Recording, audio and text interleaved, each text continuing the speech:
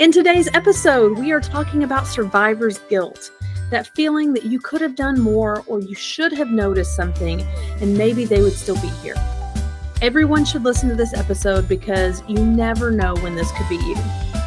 Welcome to the Suicide Prevention Lady podcast, where we make intervention easy. I'm your host, Dr. Ricky Turner, and I am a suicide intervention expert. Please take note, I am the thinky kind of doctor, and I am not a medical professional. So please do not take anything in this podcast as medical advice. First, I want to say I'm sorry for episode not going out last week. I was down with COVID, and I probably got COVID when I was traveling a bunch between trainings for work, and I was also traveling for my own speaking. When I was in Lexington, Kentucky, giving a keynote for the CBMI conference, I had somebody come up to me afterwards, and they had a lot of questions about survivor's guilt. They didn't know that that's exactly what it was called, but they had a student on their campus that they knew had some struggles, but they didn't realize the level that it was. And she was really struggling with how to deal with that type of guilt when we're not sure.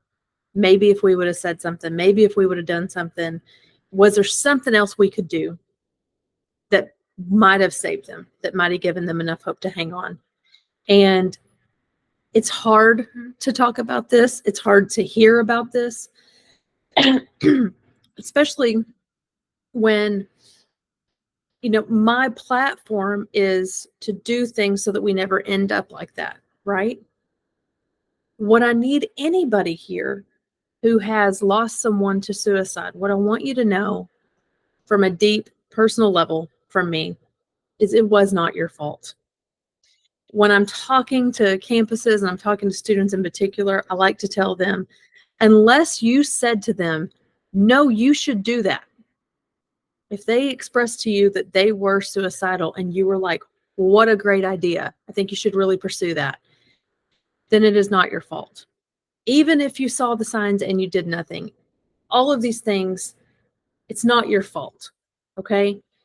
We live in a world with free will, and people can choose to do things. I'm not even saying it's necessarily their fault, and this is a controversial hot take here, but there are mental illnesses that make it very difficult to continue on.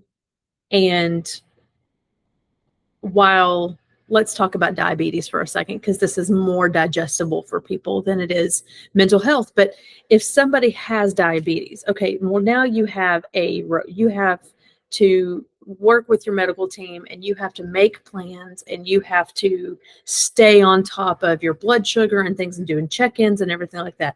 Mental health is no different, except for there's not this really clear-cut roadmap out for mental health necessarily. It's not as readily accessible as something like diabetes is. And it's still highly stigmatized. So if someone has a lot of health issues due to diabetes, is there some judgment with that sometimes? Sure. I don't know of anything in our society that doesn't come with some judgment in some form or fashion. But in general, people understand that, oh, they passed away, complications from diabetes. The same is true for mental health. There's several different mental health diseases that are out there that cause suicidal ideation. And if not managed or if severe enough, there's sometimes not a lot that can be done. And so I want to give respect to that anyway. And people oftentimes keep their mental health struggles to themselves. So in all actuality, you probably know people within your circle who are open about their struggle with diabetes, but you may not know. Your best friend may have a serious mental health issue, but they are not letting you know about that because, again, there's still stigma around that. So we don't know what people are going through. All right. My goal is to get everybody comfortable with doing little things, big things, doesn't matter, whatever is needed in order to help people choose to stay. So when people choose not to stay, that doesn't mean you didn't love them enough. That doesn't mean that you didn't do enough for them. Okay. And I'm going to tell a very personal story, and I'm going to give a trigger warning. It does talk about sexual abuse, but I want you to hear how ridiculous it sounds that we blame ourselves for the deaths of others when it comes to suicide. When I was a younger girl, I was not in the best environment at all times. And I do have a lot of trauma in my childhood. Now, one thing in particular that I dealt with was when me and my sister were younger. I think I was 11 when this happened. I had a neighbor who was sexually abusive. And we ended up finally telling our parents what was happening, and they filed charges, and we went to court. And it was one of the, or if not the worst experience of my life, going to court over that. Did not enjoy it. 10 out of 10 would not recommend.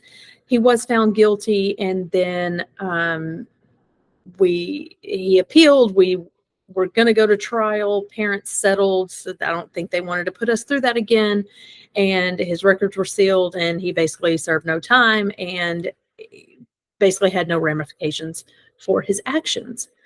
And so when it happened again, not with him, with a different person 2 years later, I had an I had an uncle who began to take advantage of adolescent girls. I was 13 at the time. My sister, I believe, was 15. And what happened here is I was abused first. And as I woke up, I was asleep. I woke up to things happening.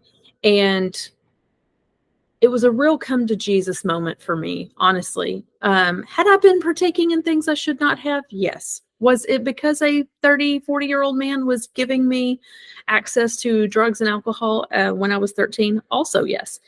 And when that happened, actually, that particular night, I had not partaken in anything. I was sick, and he had told me to go lay in his bed while everybody else was hanging out. And he would wake me up and let me come on the couch whenever they were done in the living room.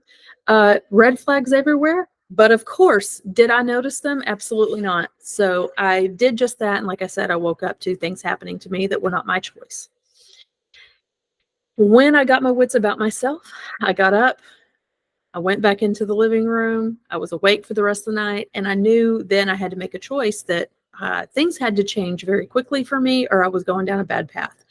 I was also thinking to myself, I am 13 years old. And this is the second person who has abused me in this way. I could not possibly tell anybody about that. I had a lot of reasons for that. Number one, I had an abusive stepfather at home. I did not have any interest in letting him know that his brother had just done this. I didn't know what his reaction was going to be. Was he going to believe me? Was he not? Wasn't interested in finding out. If I told my father what happened, I knew that would immediately go down the criminal road again, and I wasn't interested in that option for a lot of reasons. And so I kept it to myself. I was just like, nope, no one's ever going to know about this one. I stopped going over there, I stopped participating, but my sister and cousin did not. They continued to go. About a month later, I was woken up at like 6 o'clock in the morning by my sister. And she said, I need you to stay away from him. And my heart sank because I immediately knew why she was telling me that. He had gotten to her too. And so instead of asking literally anything else, all I did was say, what did he do to you? And she proceeded to tell me what he had done to her. And it was worse than what I had been through. And I'll get emotional right now thinking about it still. I am a 40-year-old woman. And I was well into my 30s when I finally realized that it was not my fault what happened to her. If I said something to someone, may have gotten the absolute tarnation beat out of us. Don't know. My mother might have gotten the tarnation beat out of her. Don't know. May have been believed, may not have. Still don't know. Have no way of knowing that. Could have stopped him. He may have gone to jail and not been able to get to my sister. It is a possibility, and I do not want to say that it's not. However, I did not make the decision to be sexually abused that night. I did not make the decision for him to go and abuse my sister. He was a predator. He decided to do those things.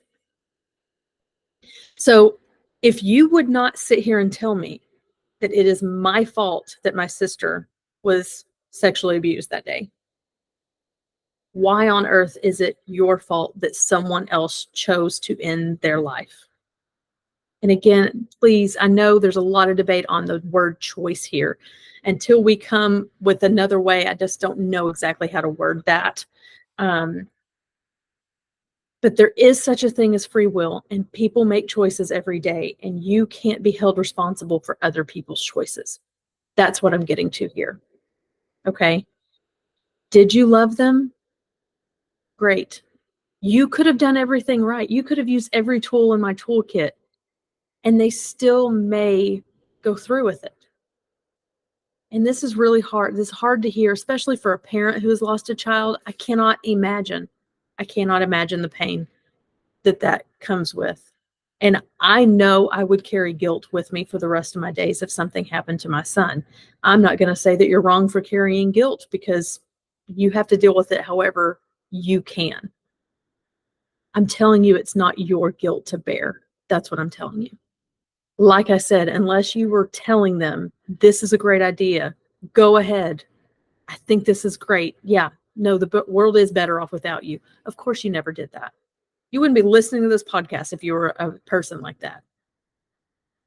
People mask sometimes. Sometimes they tell you, but they don't tell you the extent of the issues. Sometimes you do everything right.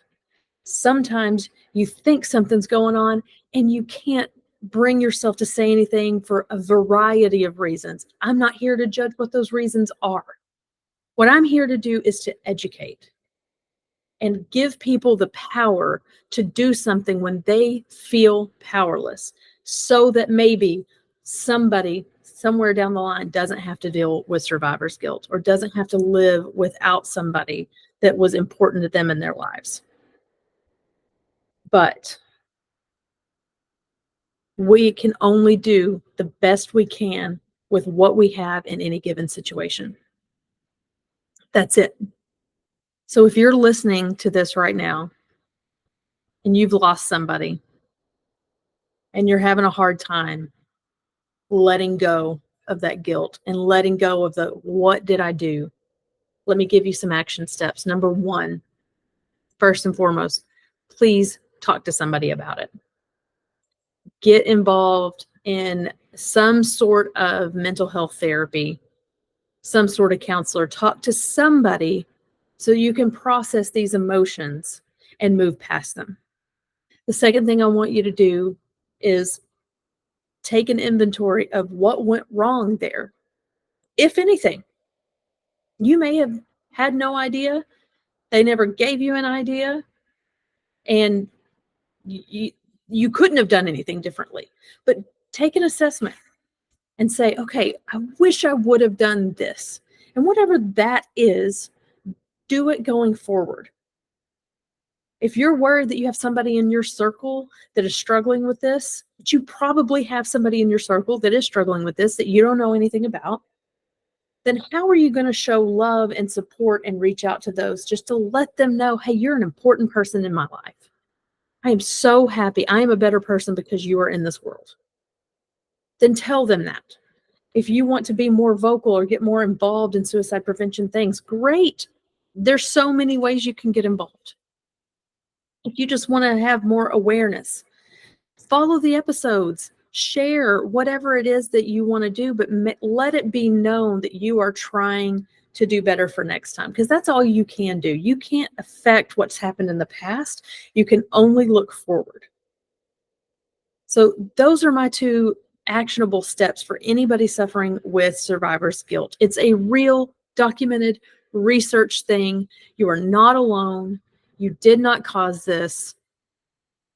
You're just being very, very hard on yourself because you probably don't know what else to do here. And that's okay. It's okay. Feel what you need to feel. If you're enjoying the episode so far, leave me a voice memo or a comment if you don't mind. I would love to hear from you. Any takeaways that you have gotten from this episode, I'd love to hear about it, even in a comment or even a voice memo on Spotify. If you have an idea for a future episode, is there a question that you have that you would like answered? Leave that too. I'm always looking for ideas or people to interview. We all know someone who has been affected by suicide, and today there is someone in your life that needs to hear this message. It takes minimal effort on your part to share this episode onto your socials, and yet this just may be the message they desperately needed. If you don't mind, I would love to see people sharing, especially this particular episode. It's so hard to lose someone to suicide, especially if they're a close loved one. Next week, we will talk about what I call the in-betweensies. This is what I call the agonizing in-between land, where you aren't sure if there is an issue or not, and you don't want to look like you were overreacting. So we're going to talk about what that is and what to do about it. So I'll see you next week so we can continue to learn how to intervene with ease.